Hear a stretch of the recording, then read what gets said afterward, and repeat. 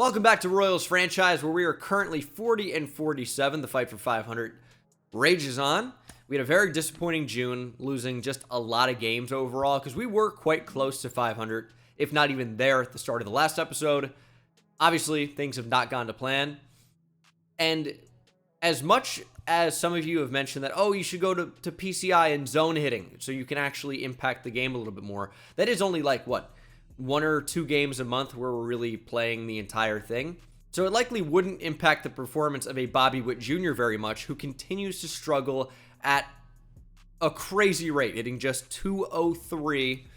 He is slugging 403, so it could be worse, but he's getting on base at a paltry rate. It's horrendous. Now, I want to make this clear. I have said it in previous episodes, and I'm getting some pushback on that now because I've not been entirely productive with him in the game.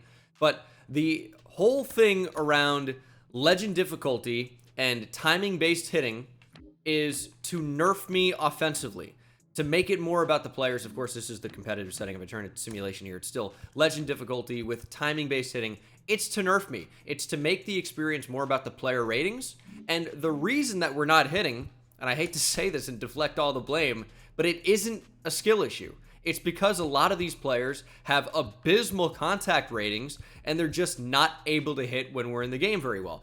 If I used zone hitting on my strike zone camera and played, I would score at minimum 10 runs a game, not even really trying. Comfortably, I would score 10 every game, and I don't think that's fun or representative of where this team actually is offensively. We should be rewarded when we get better players and better attributes for these players, not right away. If you look at my online stuff, and this is not really even a small sample, but I'm 61-17. It's not that I never lose, but my average is over 500. My on base, you can see at the bottom, 535. I'm slugging 1221 with an OPS over 1750.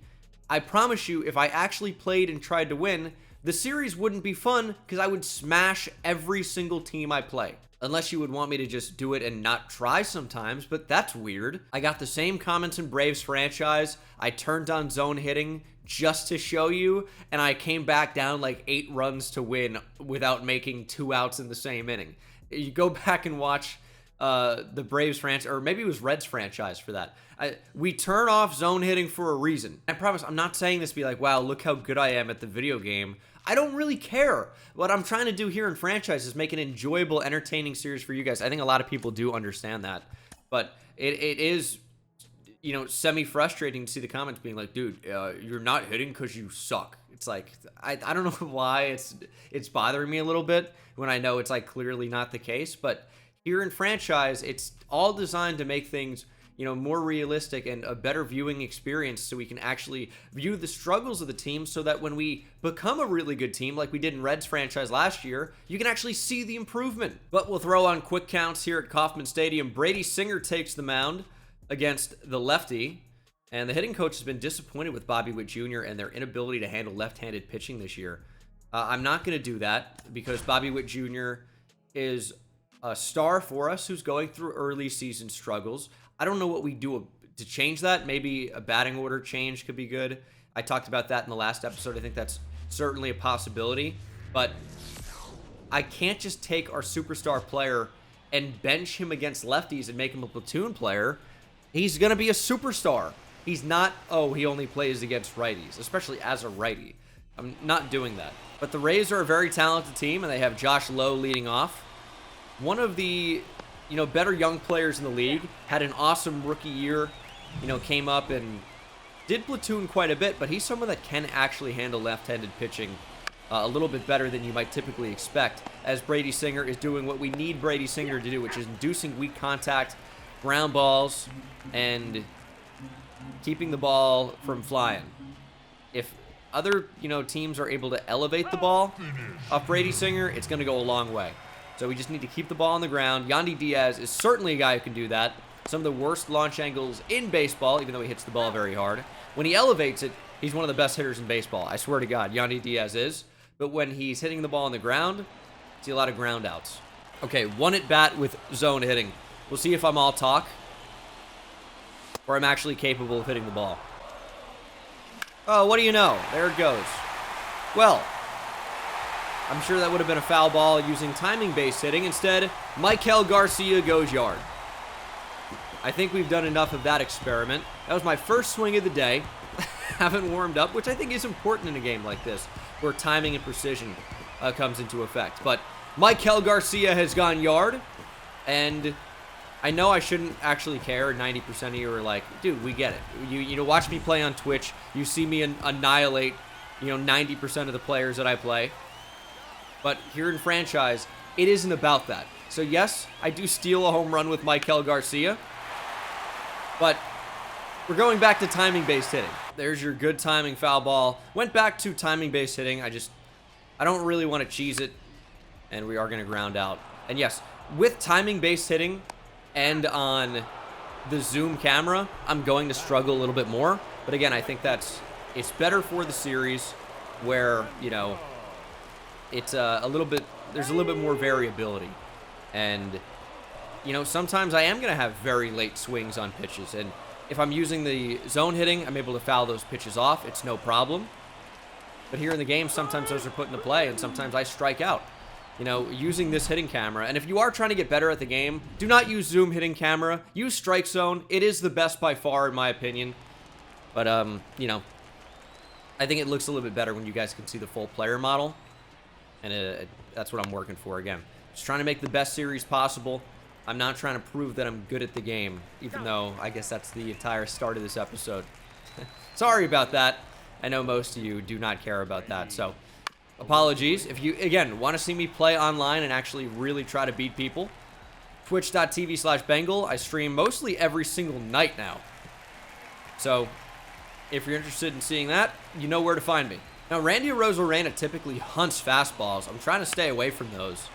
But he's got a great eye here, and he's not really chasing off the plate. I've tried to throw this sweeping curveball several times, and Randy just doesn't really want anything to do with it. Just kind of looks at it fall off the plate, but then a circle change catches him looking. I don't know what he was looking for, maybe hoping that was going to fall underneath the plate. And Brady Singer gets his first strikeout here in the top of the second inning. As we'll get to Brandon Lau. No relation to Nathaniel or Josh Lowe. Of course, Nathaniel Lowe and Josh Lowe are brothers. Nathaniel, formerly known as Nate, first baseman of the Rays, but then went, I don't know if he was traded. I think he was traded to the Rangers. And then they also happen to have Josh Lowe as well. But Brandon Lau pronounces his name differently. He's not related to them for that reason, at least. Salvi! Deep to left! No doubt about it. Oh, the hang time on that was like a Ray Guy punt. Raider legend. What about, can I think of a Kansas City Chiefs punting legend? Maybe not, but I'll take Tommy Townsend, the most recent Chiefs punter. I think their new punter is going to be Matt Ariza, a.k.a. Punt God. So that'll be interesting. But that thing had some serious hang time. I was looking for the ball. Salvi covered it up for a while. But that thing was absolutely crushed. I wish we could get the launch angle on that. That's one of the few times I've actually seen in franchise with timing-based hitting that a good timing fastball, not right down the middle, has been hit well at all. Salvi goes yard. 38-degree launch angle. Insane. As Kyle Isbell will come up. He is a lefty, but he hits lefties better. And this is not a great swing, and Kyle Isbell is retired. That one's ripped, but right at the second baseman, Brandon Lau. And Velasquez hit it really hard. 105 off the bat. Good timing on that circle changed away. But ends up right in the glove of Brandon Lau. As we'll face Garrett Hampson, and this felt like a pretty good swing, but it's fouled straight back. Maybe a touch early on that heater, but right down the middle, you'd like that to be put in play. And this one is, though. Slider, again, about right down the middle, but Hampson elevates.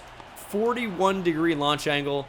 For a guy like him without upper echelon power, you're probably not going to be able to hit it out the way a Salvi Perez can. But it's 2-0 off the back of 2 solo shots. And we'll hope that Brady Singer can continue to do what he's doing, which is just getting these Rays hitters on the ground and not allowing extra base hits. He's been great so far. In fact, well, I don't want to say it, but it is still early. But Brady Singer's been pretty good today. That's all I'll say. Another ground ball, and he's the ground ball machine. But with quick counts, these are not exactly quick ABs. You're never getting a one pitch at bat. You know, we're starting 1-1. So it is tough to keep that pitch count down. You know, he's approaching 40 here as we end the third inning. It's not a terrible spot, but it's not exactly amazing. This is going to be a tough play for Garrett Hampson. Rosario runs extremely well, but he is retired. And that is 9 straight to lead off the game for Brady Singer. But it's early. 3-2 to Maikel Garcia, who's working on a cycle. Just 3 hits and 2 of them being extra base hits away. And that is strike 3. What a pitch from Jeffrey Springs. I thought for sure that was going to be at least away if it wasn't down. And it comes back and catches. Holy, what a pitch. Back up to the top of the order after we were not able to accomplish much in the bottom half of the third. See if Brady Singer can remain locked in here. And that is going to be a tough play for Bobby Witt. Bounces it in front of Pasquantino. Does not get help with the scoop. And that is going to go down as an error. But the first base runner has reached on Brady Singer. And that is my fault. And they're actually going to run on that, avoiding the double play. But a very frustrating miss with Bobby Witt Jr. I just didn't time it up perfectly there at short. And did not get help from Pasquantino. And again, they're going to take a base. It goes by third base. And that's going to be a run. Oh my God. Okay, well, I clearly released way too early there. I don't even know what just happened. Never saw it happening. So I didn't even know that he was stealing until he was already, you know, more than halfway to third base. And then you just got to eat it at that point. Instead, I throw it into the outfield with Freddie Fermin. And it's an unearned run. How quickly things have fallen apart. This is unbelievable. I'm super disappointed about that. Ground ball. There's the first hit of the game. Very frustrated with how things have gone. That thing is absolutely ripped. Deep to left field. Not coming back. 3 straight sinkers. They just didn't get quite in enough. And Arozarena adapted. Fouled off 2 straight. Third one was the charm for Randy Arozarena.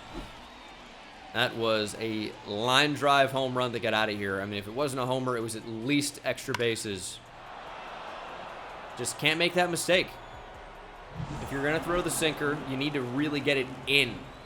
It can't be left on the plate for a big slugger, especially someone that hunts fastballs like a Arozarena to crush. Huge mistake, and that's the lead. That's, again, a devastating turn. We just can't afford to have things happen like that. In extra innings of the past a couple episodes, we really haven't come up clutch the way we did in the first 2. And now, you know, we're off to such a great start, and things absolutely spiraled out of control. You know, error that reaches, 2 straight stolen bases, and a throwaway scores a run.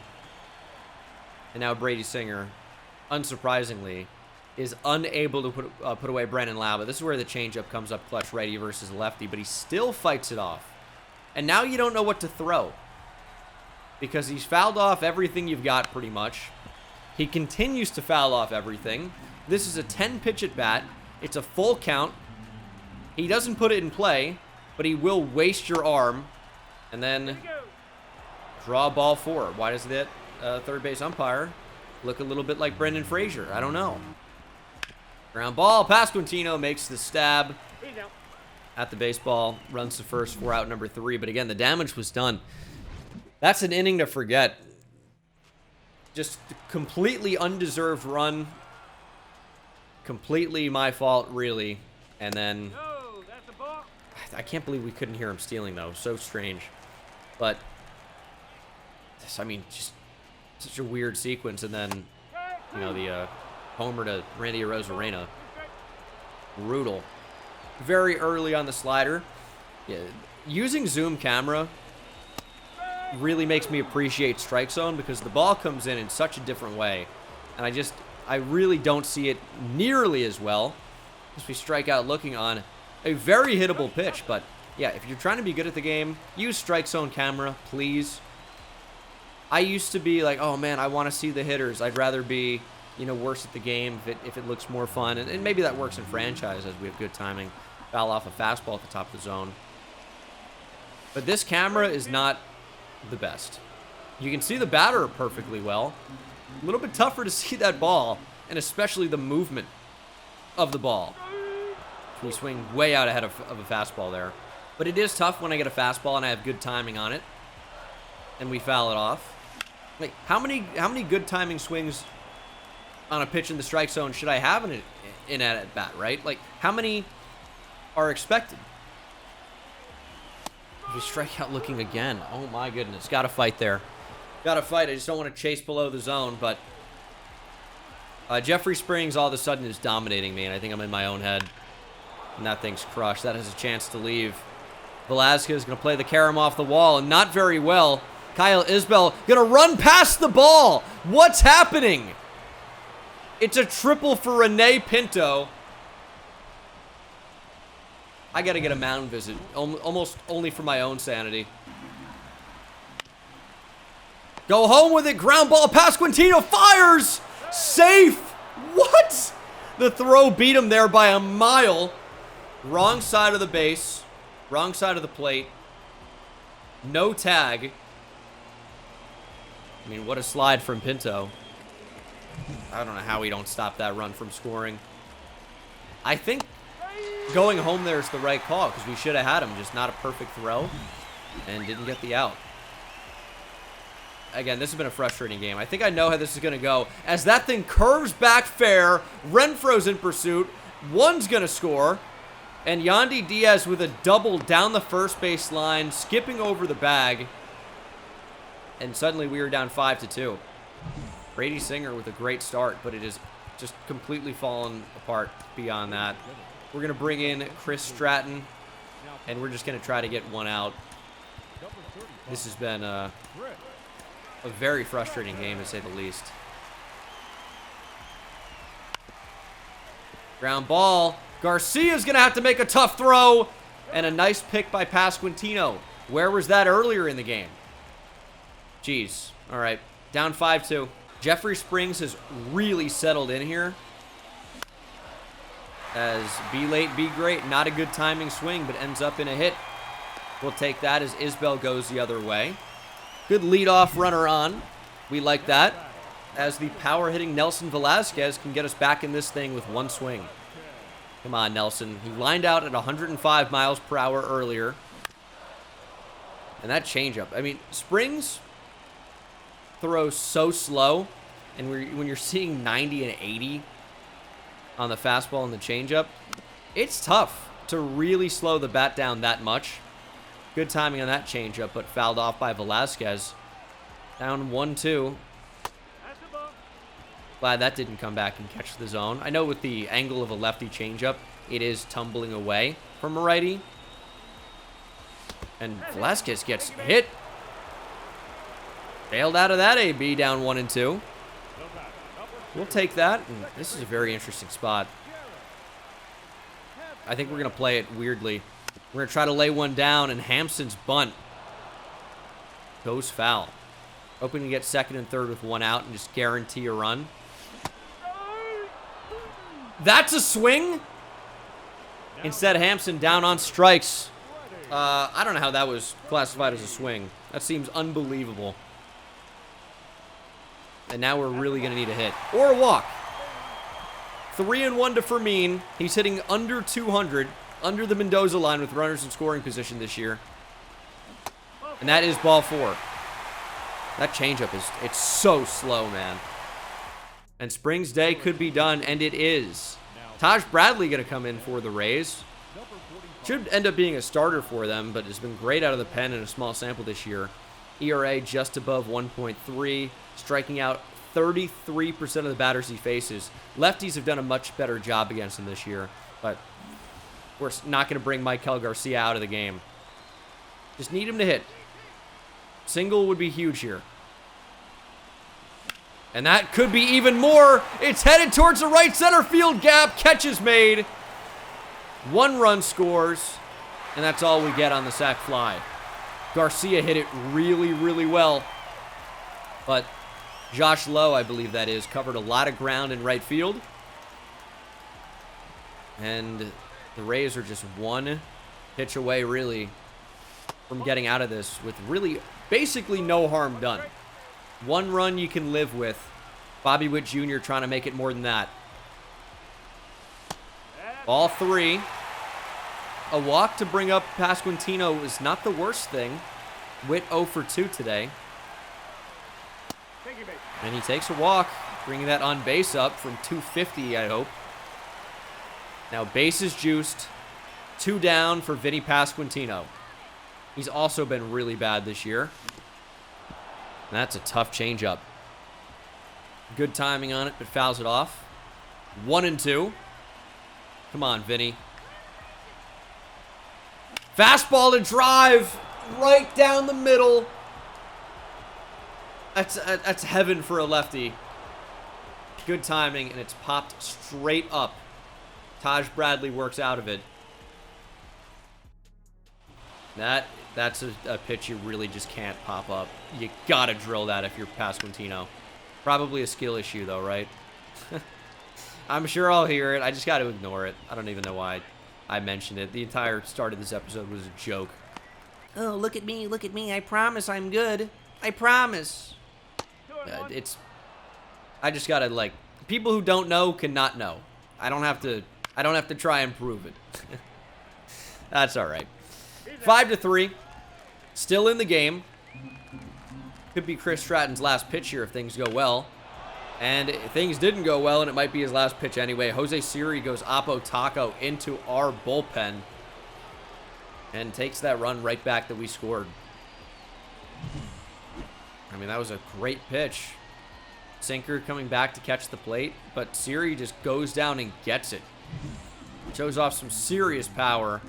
And we are going to leave Stratton in here to face Rene Pinto. That is super frustrating. 3-2. Don't walk Rene Pinto, please. I'd give him a pitch to hit rather than...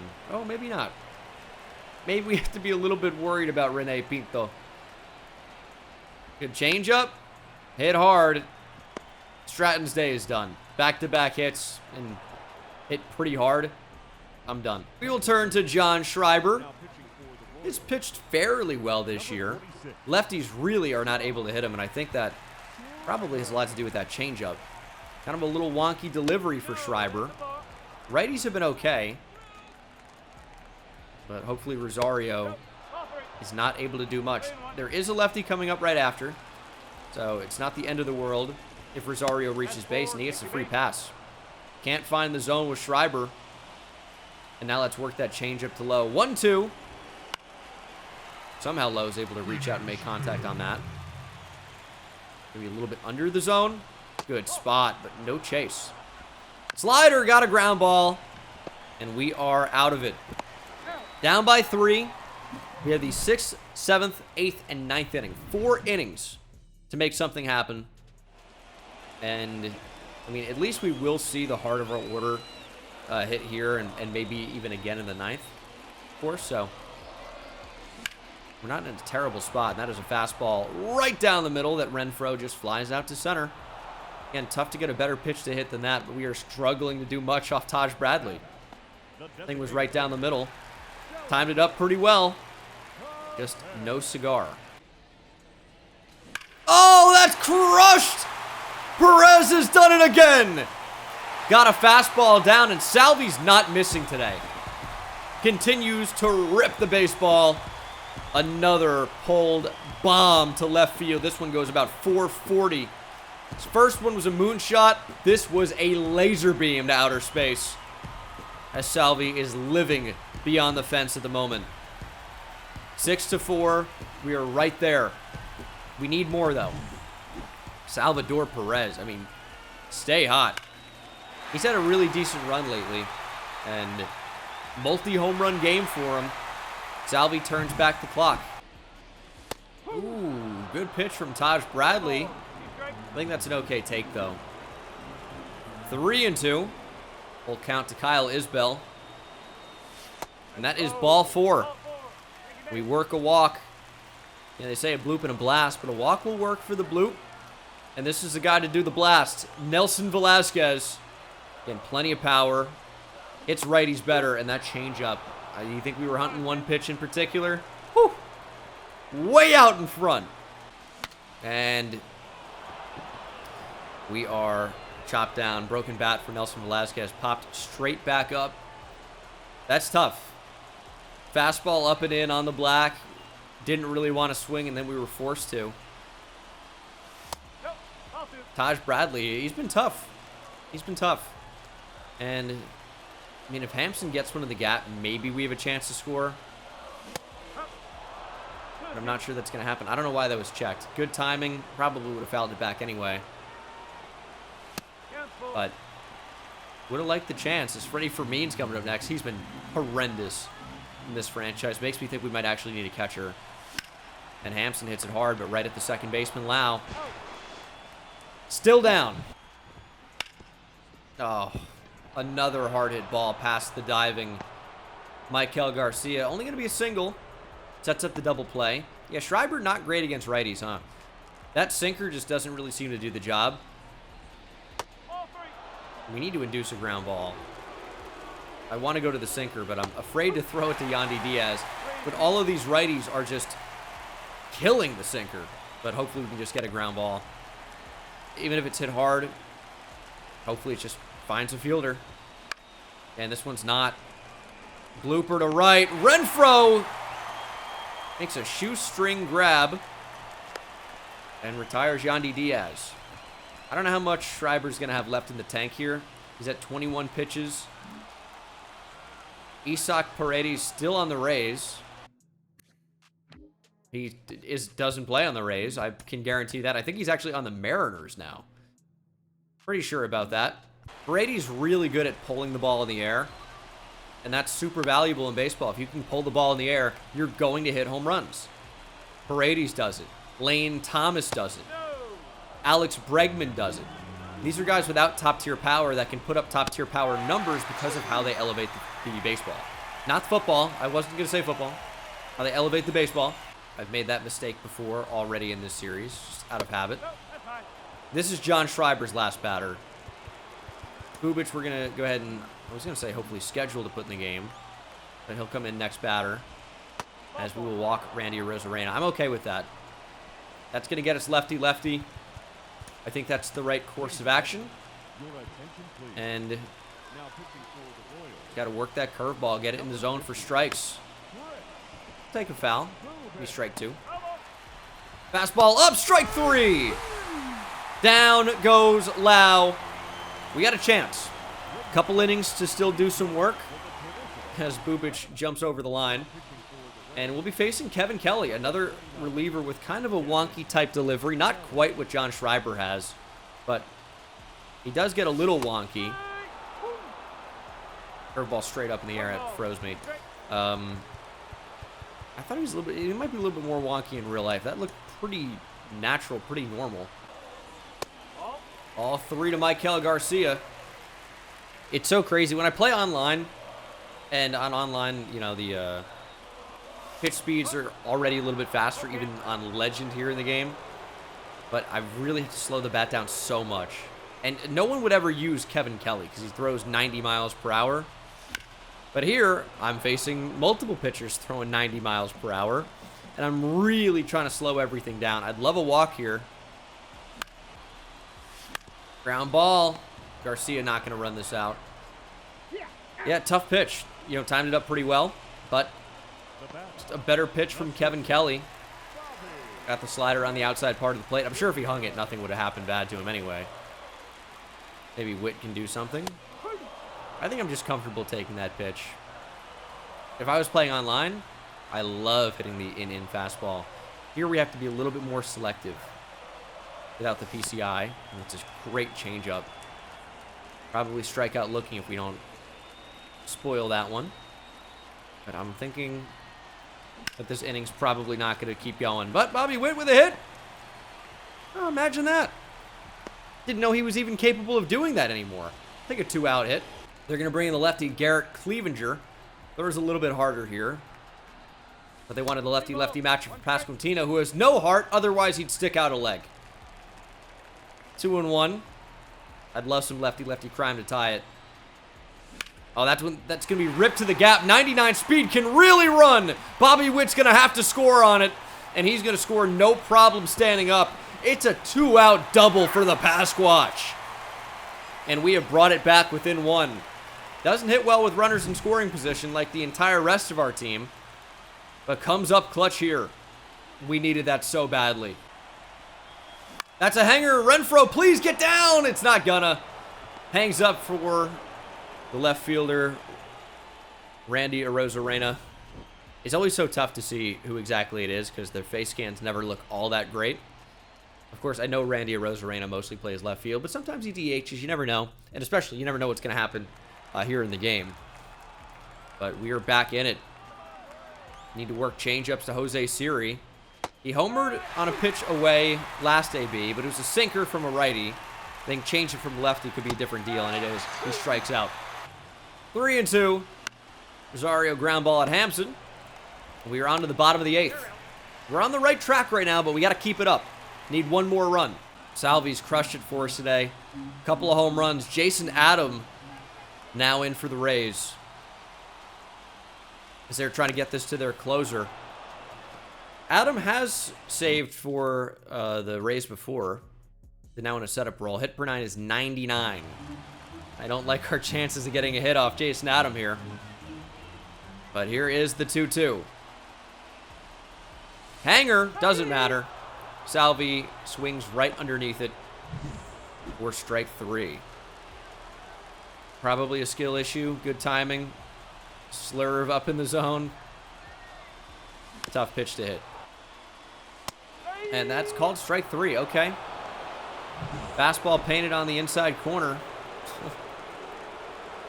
What a pitch. As Adam is just sitting us down easily. Now, I know, oh, shoot, what's his name? Pete Fairbanks? Pete Fairbanks closing games for the Rays. Pretty sure he is Velasquez.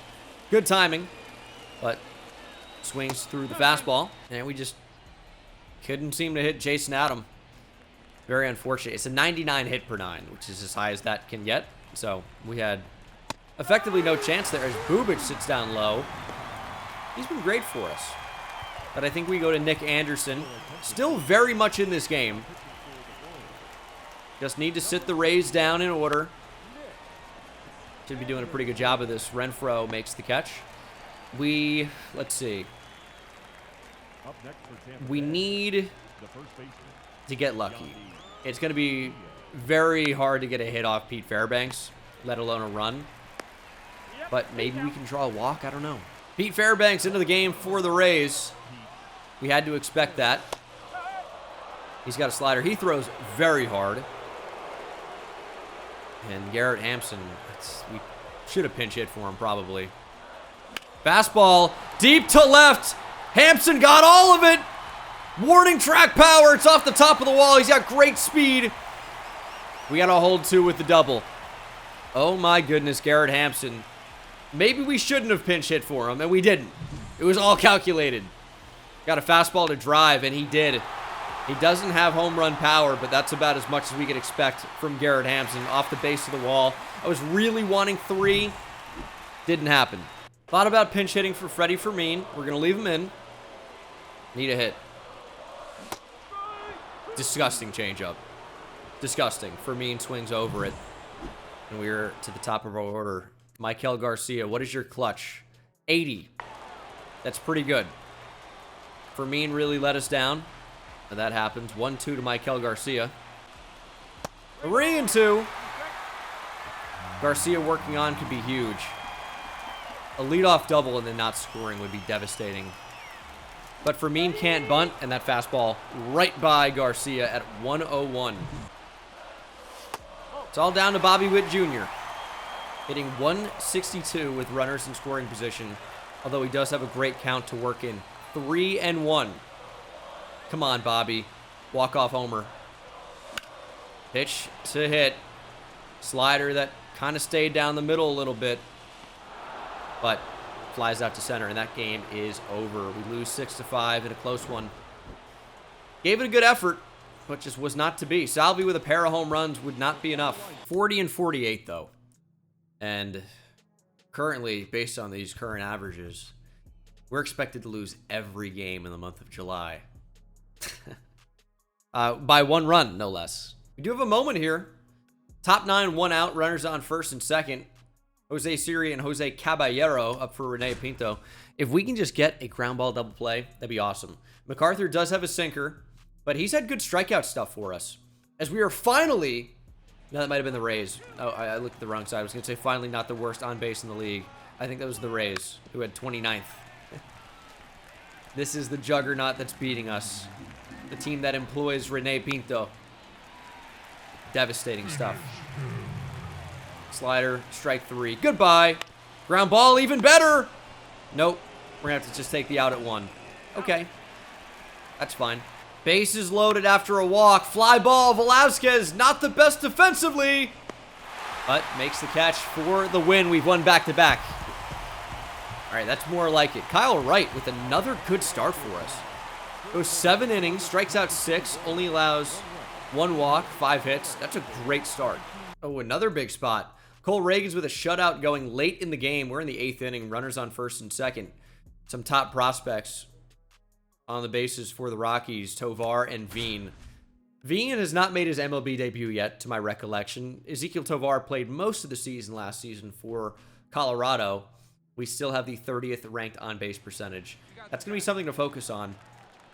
But when Cole Reagans is pitching as well as he is, the on-base doesn't need to be crazy. Just needs to be good enough.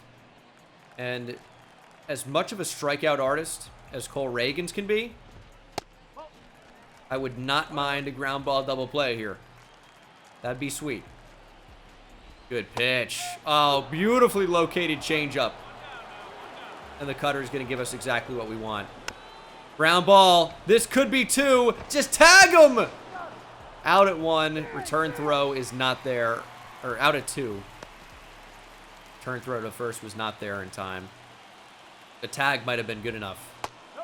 Brendan Rodgers kills lefties, by the way. That's something to know. Kills lefties. Not so good against right-handers. But we're being careful with him. Don't want to put him on, but don't want to give him a pitch to hit. Oh, my goodness. That was a pitch to hit. 98. Right down the middle. I'm okay with a walk here.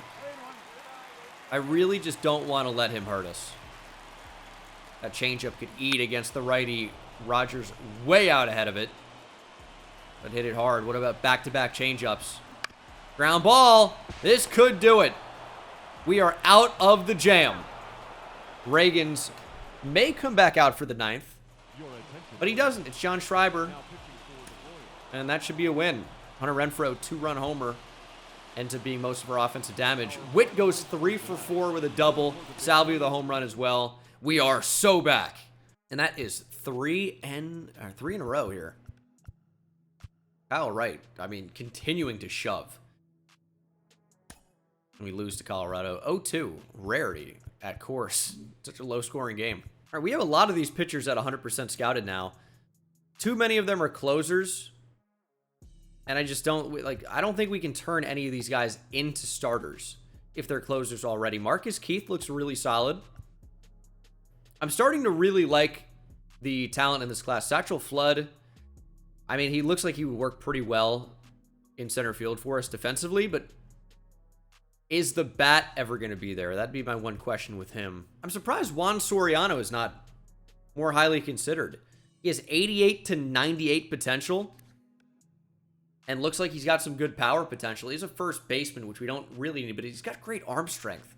I wonder if he's only limited to first base, or maybe he could do something else. Another big spot for us here. Top 10, 2 down. Runners on second and third for Salvador Perez. Facing Ryan Feltner, who stinks. So, end the game. If you're watching this. If you're not, top 10, 2 outs. First pitch going to be thrown here for Feltner. What is his rating? His hit per 9. Horrendous.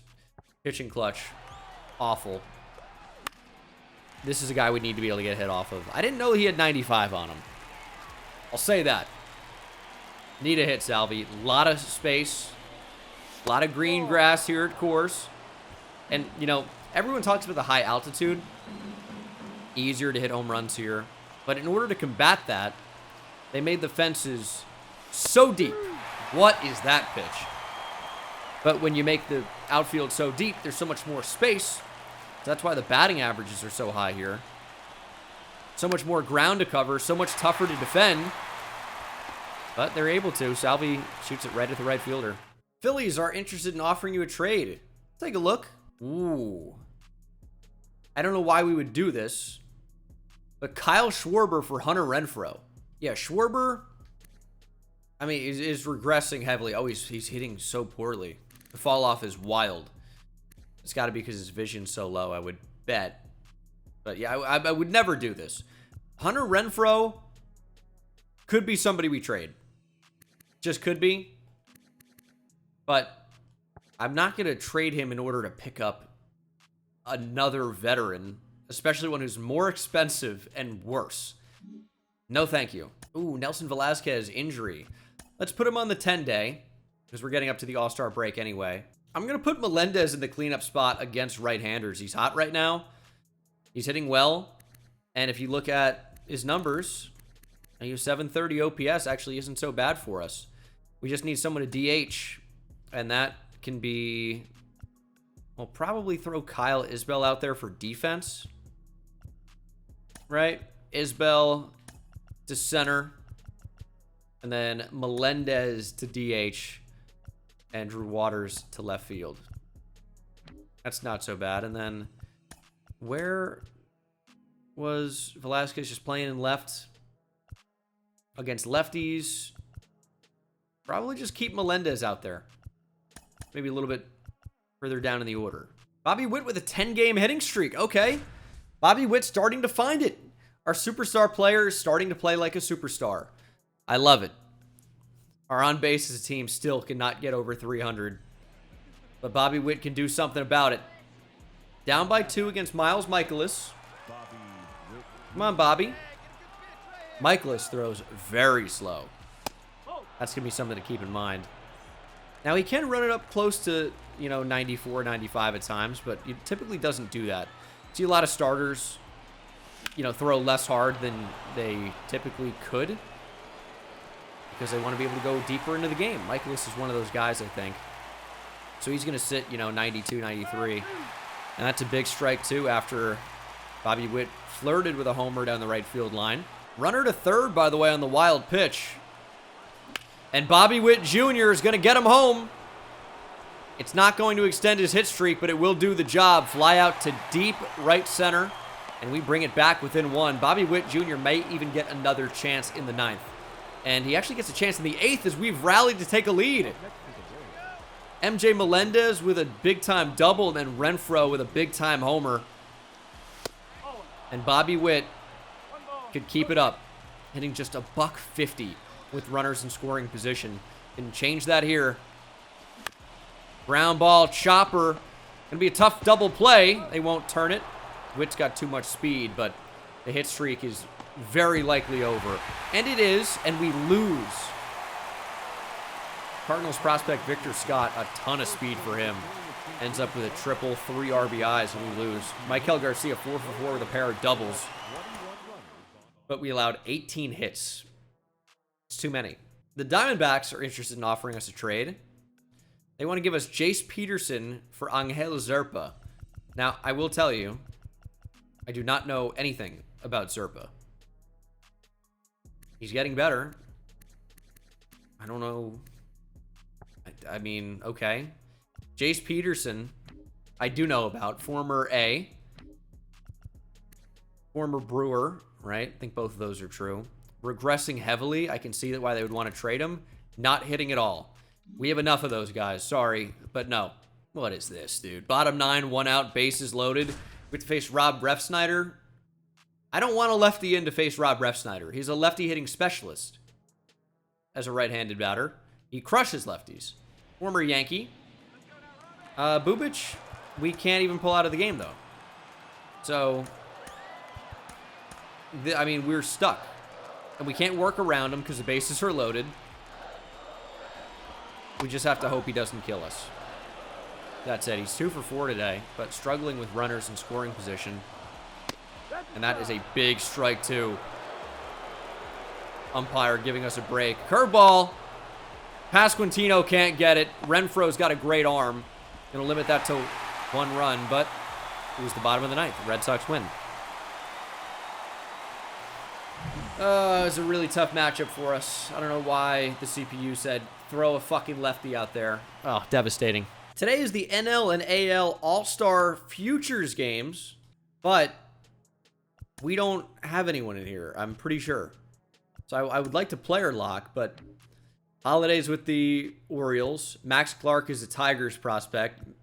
Marcelo Meyer, Red Sox. Xavier Isaac, Rays. Kobe Mayo, Orioles. Harry Ford, Mariners. Walker Jenkins, Twins. Jacob Gonzalez, I believe, is with the A's. Trey Morgan, I don't know, but is with the Rays. And then Tiedemann is a Blue Jay. So we might have some options on the bench. But our farm system is so bad. Is there a way where I can see this? Top prospects.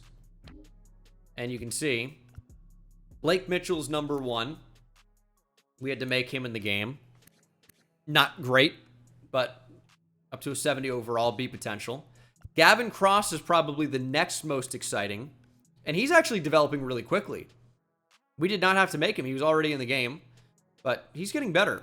He's got good natural power. Having a great season down in the minors here. Okay, I like that. But I don't know if any of these guys are actually going to be playing in this game. Frank Mazzicato's in here. Asa Lacy, unfortunately injured again. Not going to be pitching in 2024. But this system is terrible. It's really, I hate to say it, it's one of the worst in baseball. You have breakouts all the time. But here, for our purposes, very bad. But it is the 2024 first-year player draft. It is time. Now, there are a number of guys I do want to add to the board. Dave McCarty looks great. Ken Weinstein looks great too, but is a reliever. I'm not super interested in the relievers. I want the starters. Kevin Cologne will add as well.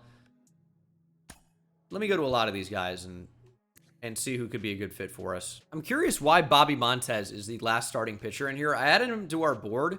He seems very well-rounded with potentially elite potential. A lot of potentials in there. But 84 to 94 is what some of these top guys have.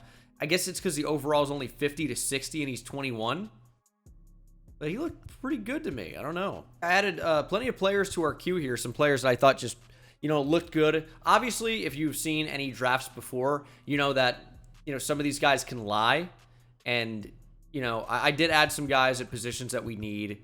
Like Rhett Park, for example, I thought was interesting. He's a switch hitter, which I like. Only 5'9", but I see, Jose Ramirez type potential. Now, is he ever going to reach that? I'm not sure. But can I see his potential? We have no scouting progress was kind of my point with him. Oh, but I started the draft. I was going to try and show you. But okay, we are in the draft. We pick at number 6 overall. And I can't actually see my draft queue, but I was pointing out some guys we have at 100%. Dave McCarty looks like he could be very, very good. Where's potential, though? Where is potential on here? I know it in the other screen. I'm looking for it. Can't find it. But he does look like he throws gas. Only 5'10", but looks like he throws gas. I can't find potential anywhere on here. I know it's got to be on this screen. I have to be missing it, right? But I feel like I've seen everything, and I don't see it. And here we go. I wish I had more time to do more draft prep, but we have the guy scouted that we have scouted. And the first overall pick is Johnny Marquez. We had him on our board. He was somebody I liked early in the process. I still think could be good, but didn't end up looking quite as good as I expected. And he goes number 1 overall to Cleveland. 20-year-old junior college player. Second overall pick in the draft is Dave McCarty. Well, he was the number 1 player on our board. He looked to be very, very good. And we will have no chance to get him. He's going to Cincinnati, my franchise team from a year ago. 22 years old. Straight out of college. Potential looks amazing. Overall looks amazing. That would have been the player to get. No trading up in this draft. MLB draft doesn't have it. You can trade for compensatory picks, though, I believe. as the Rockies go with another player we were eyeing. That was Kevin Cologne. We know the Rockies could always use more pitching, but I'm not sure anyone's ever going to be a good pitcher in Colorado. It's very rare. Ubaldo Jimenez had a run, but typically does not happen.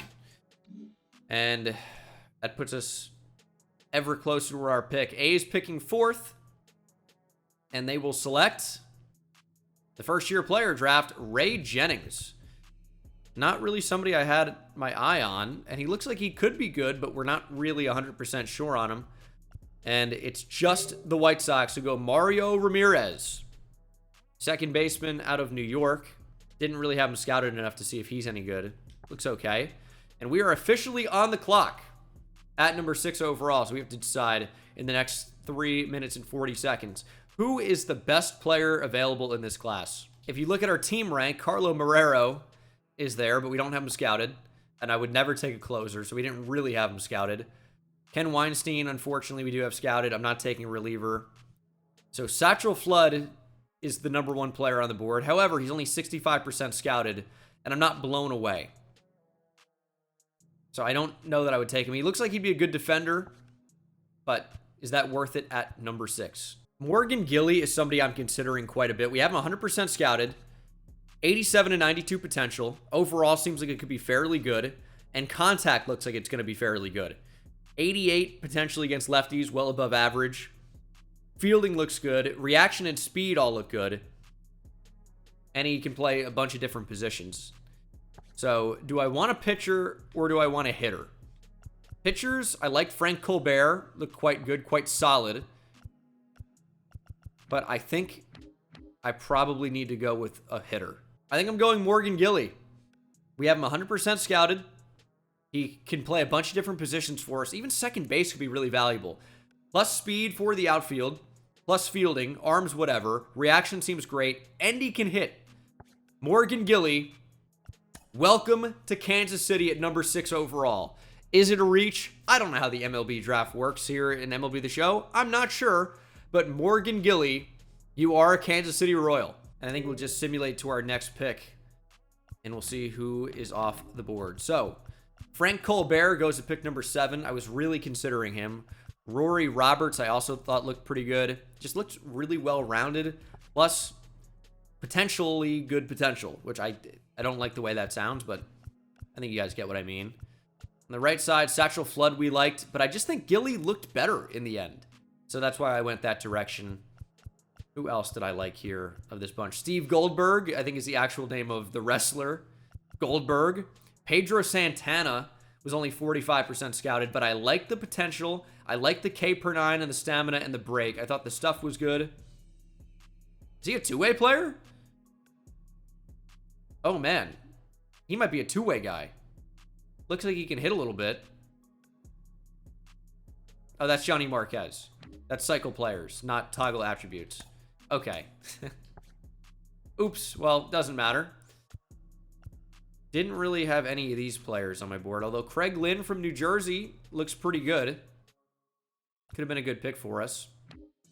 And then Carlo Marrero, of course, high on the list. Ken Weinstein, but again, I was never going to take a reliever. I think I'm going to take a chance on Juan Soriano here. He just seems to be the best player. Draft rank for us is 42, but the potential looks great. 89 to 97, 70% scouted. I feel good about that. 58 to 66 overall. My only concern is he can only play first base, but you got the DH now. He's got a big arm. Maybe we could move him somewhere, and he has power potential, and I think we could certainly use that. So I'm going to take a shot on Juan Soriano. We need more hitters. I know we need more guys that can pitch. I get it, but our team's pitching fairly well. We're not getting on base. We need to develop some hitters. Juan Soriano, I'm hoping, is going to be a big-time hitter for us. We actually pick again very soon. So we're in a good spot here. Do the A's take one of the players we want? Hopefully not. My next pick might be a pitcher. Ruari Floyd looks great. That's a heck of a first name. But we only have him 5% scouted, so none of that could be true. And then we have no competitive balance round B. I think I called it compensatory. I meant competitive balance. And then compensatory is different. So we don't pick again. 78. We're at 40. So we really have to take advantage of the way the board actually looks I mean, David Gonzalez, I don't have scouted at all. Am I going to fall into this trap? I think I have before, but he looks amazing, obviously. But the range is so wide on the results of what he could be. Between amazing and terrible. All the 99s are really doing something to me, but I don't think we can draft him. Cleveland Smooth? That cannot be your name. This is the most insane name I've ever seen. Mitchell Soriano looks good, but he's hurt. And the injury risk is unknown. That scares me a lot. But he looks good. I think Chris Bates is the player I feel best about. He's draft rank 46 for us. We have him 95% scouted. He's a lefty pitcher. He's only 18 years old. That's why some of the ratings are not so good. But if you look at the future projections in terms of stamina, hits per 9, K per 9, pitch control, pitch break, all projects to be above average. And I like that. And I think we know about him the most. The potential seems like it could be good. And this is our pick. Chris Bates, welcome to Kansas City. He's a lefty pitcher. I don't think he's going to have overwhelmingly good stuff, but I think the potential is going to be quite high. Well, I mean, maybe it's 75 to 91, but he's 95% scouted, so I'm hoping it's at the top end of that. Coming out of high school, so we have a lot of time for development, and we'll see what gets there at number 78. We only have a minute to make this pick. Can I pause it? I can't pause it, so I can't go over who's off the board. Unless looking at it really quickly. And David Fernandez was a player I really considered drafting just because of the hit tool. Looked like it could be great, but we, again, didn't have him scouted very much. Dallas Day, I really considered, had him scouted more. But ended up going a different direction, obviously. I thought we could use a pitcher. And it's tough to know if any of these guys are going to be good. Still have some position players on the board. Only 3 players. Rhett Park, who is just take a chance.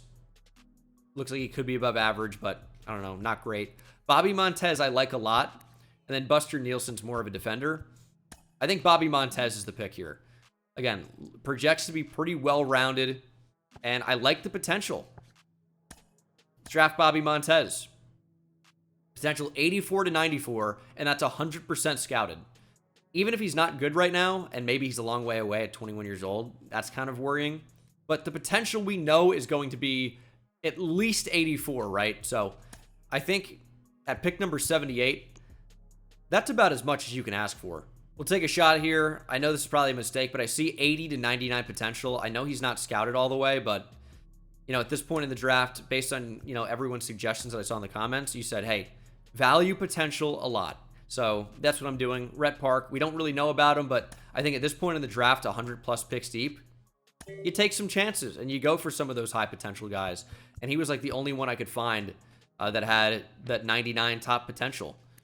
And maybe we take a catcher, Rondell Galarraga, for that same exact reason. Let's do it. Rondell Galarraga, we're taking a chance. Could be 99 potential. And we will draft him. Could use a catcher. Freddie Fermin is disappointed. Again, these guys are going to be far away. So you just kind of take the best player you can. But we're taking chances. And that's really all we can do at this point, in my opinion. I could have done this better, probably, but of course, we'll see how this goes. What about Mitch Soriano? He is injured, but we know the potential is going to be pretty good. Overall, looks quite good. Mitch Soriano, I think, is actually a great pickup at this point. 80 to 92 potential, and that's 80% scouted. He is hurt, and maybe that's why he falls. But the number 61 overall player in the draft on our big board goes at 168. I was a little bit worried about the injury, but at that point, we'll take the chance. Can't sign our draft picks yet, but Morgan Gilly was number 1. And, I mean, he can play center field and second base, and look at some of our weakest positions. Center field, second base. I know you look at closer and reliever, and you say that 24th, you should have taken some of those guys. I think it's easier to find those guys. So I just really wasn't gung-ho to do that. No Royals in the Home Run Derby. Means I will not be participating. Who is our all-star going to be? I will see that. James MacArthur. That makes sense. He's had a really good rise for us. 1.96 ERA. Whip's a bit high at 1.34, but overall has been pretty great for us and probably a big reason why we're winning any games at all. So I would guess that he is the guy here. And I'm assuming no... Oh, Salvi ends up making the All-Star game. That's pretty sweet. Oh, they show awards here now. That's kind of cool. Pitching change. Logan Webb going to face Adolis Garcia, who grounds out. And we will jump in here with Salvador Perez. Probably will be on the thumbnail. Hit a couple of home runs in this episode already. 23 homers for Salvi right now. He's really starting to get it going. This is at the midseason mark. 51 RBIs. Why did my stuff change? Salvi could hit 40 home runs this year. That'd be sweet. I don't know why my settings changed there. Still legend difficulty, obviously, but everything kind of defaulted to my online settings. As Salvi hits one deep to left. If it's fair, it's gone. And it is hooking foul. Got a fastball absolutely right down the middle. And Salvi strikes out on the next pitch. Sinker got in on him. Tough. Ooh, Adolis Garcia doubles. So we can get in here with Salvador Perez. 85% chance to win this game after going up 2-0. Of course, Tyler Glasnow is one of the toughest pitchers to face in all of baseball. Health has been really his only big problem. And now, of course, in the National League, traded from the Rays to the Dodgers. The Rays got back Ryan Pepio and maybe Johnny DeLuca in that trade. Salvi hits this one hard. And another fastball right down the middle. But again, no luck. Lines straight out to the center fielder against Jazz Chisholm. And I'd like to see James MacArthur at some point. Cole is shoving. But we are going to warm up James MacArthur. Simulate the half inning. Where Salvi's out. Cole still on the mound. And we will move on to the 9th. James MacArthur will enter the game. Garrett Cole was going to go the duration. But this is MacArthur's first All-Star game. He's pitched incredibly well. We want to show him some love. There's my face cam blocking some of those numbers. Apologies for that. But I'd love to see MacArthur against some of the best hitters in baseball. We'll start with Cody Bellinger. Former MVP. Of course, had a massive fall off after some of those great seasons. But then kind of got it back rolling with the Cubs. Kind of became a different hitter. More contact-oriented. Still had some power to him, though. And he's showing that off here on some of these foul balls. But I would love to strike him out. MacArthur, fastball. Bellinger does not chase. What will he chase? How about a slider? In. Good spot. No swing from Bellinger.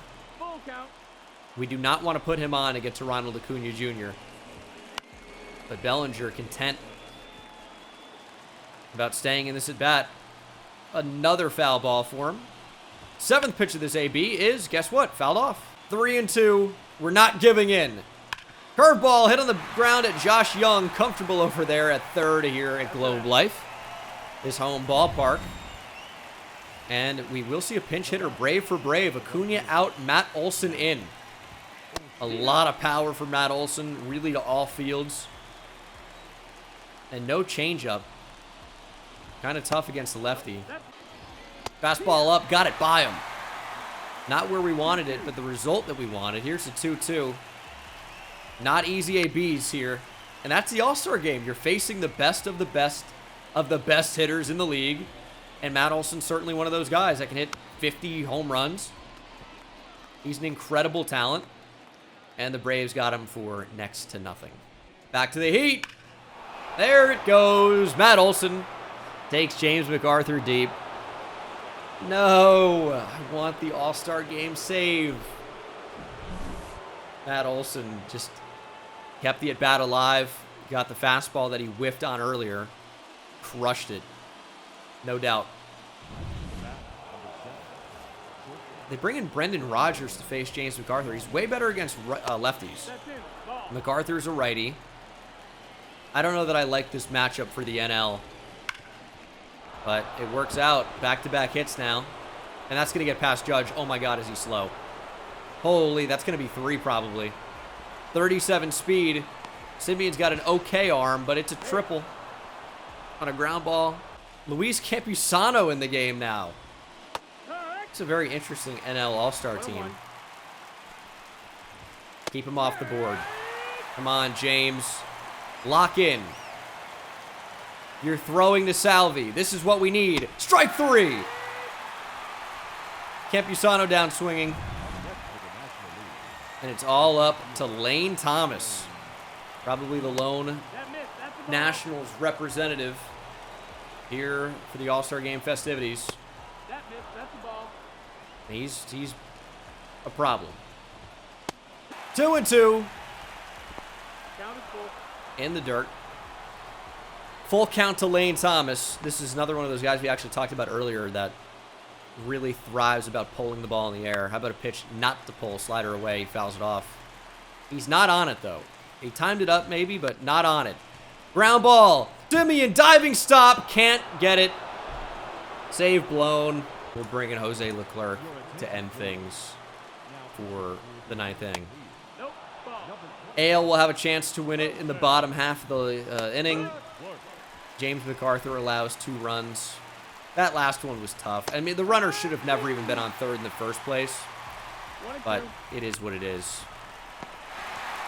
What a play by Vlad. Adolis Garcia doubles. And he disappeared. Where did he go? He just doubled. He's not on the bases. There's no run. What? I just saw it.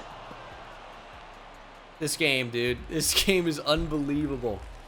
Okay. It's going to be over. NL actually takes the lead. And the AL looking for a chance to answer. They tie it in the 10th. Somebody end this thing, please. All-Star game and extra innings. The AL defeat the NL. Adolis Garcia, 2-run home run, ends it. And that was a weird game. They were showing a highlight of Salvi. I don't even know what to do with that. But I think that's going to do it for the episode. Next up is the trade deadline. That'll be next episode. This episode was the draft. We're going to work on signing our draft picks probably in the next episode. But thank you so much for watching. I hope you enjoyed. And we'll take a much-needed rest and work on signing our draft picks. Thank you very much for watching. And I'll leave you on the cliffhanger. See you in the next one. Take it easy.